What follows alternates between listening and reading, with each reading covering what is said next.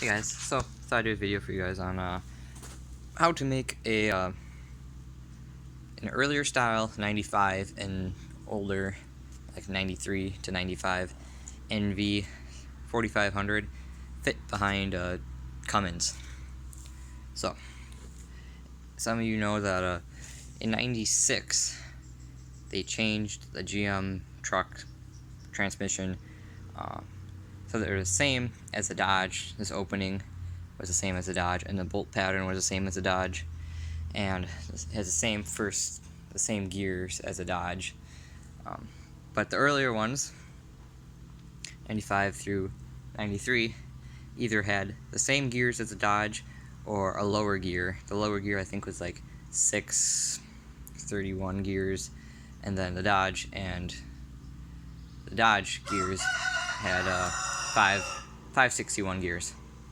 So this transmission does have the 561 gears in it. It's out of 95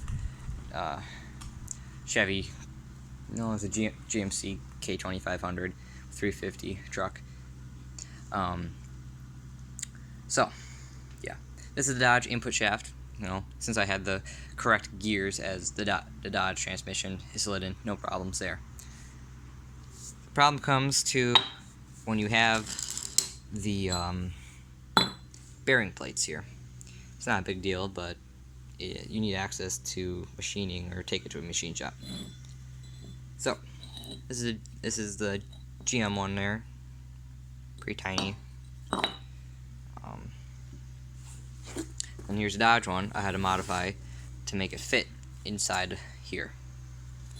So the Dodge one, it has a bigger bolt pattern, and this was bigger. So we had to put in a lathe and machine this down so it would fit inside there.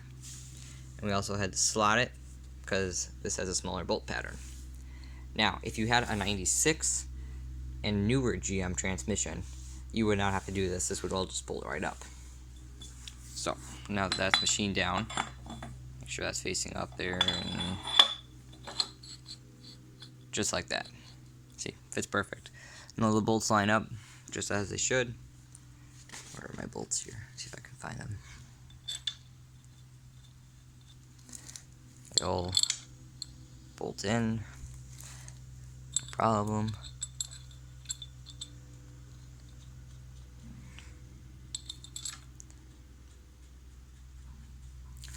Okay. And then let's talk about belt housings here. This is the Dodge Cummins belt housing.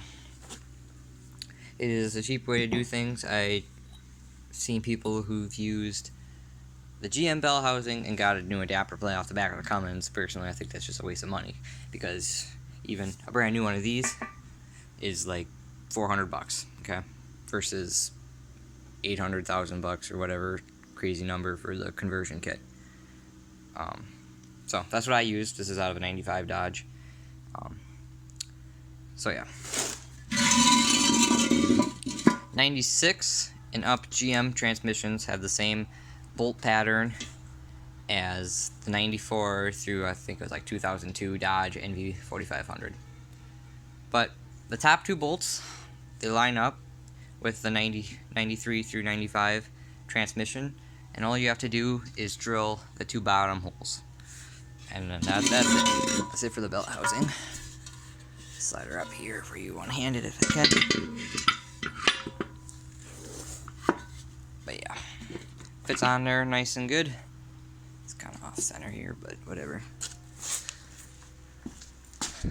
Then your one second, let me pause the video. Alrighty. So there's Dodge belt housing. I tighten up those bolts so it's just stay in place there. But yeah, top two bolts, they bolt right up. Bottom two you have to drill. That's where your slave cylinder bolts to. Instead of on the 350, the slave cylinder was over here, mounted going this way. It was a little different, if I remember. I kind of forgot, but I'm pretty sure that's how it went. But yeah, that's how you make earlier style nv4500 fit behind a Dodge. I mean not Dodge. Well, I guess you could put these in a Dodge too, I guess, but behind a Cummins. So yeah, reason why I chose to do this is this transmission. Basically, I got it for free. Bought the parts truck for like $400, and I sold the engine out of it for like $400. So basically, it's a free transmission. And then I don't have to really mess with transfer cases and wiring and whatnot. Not that it's really that bad, but just one less thing to worry about. So yeah, just that's all there is to it. Not too bad. I was reading when I was looking into the swap. I was reading some things on the internet, and everyone was really complicating it, and it's honestly really super easy. There's no play on the input shaft or anything. Everything's tight and how it should be. It's all good. So yeah, let me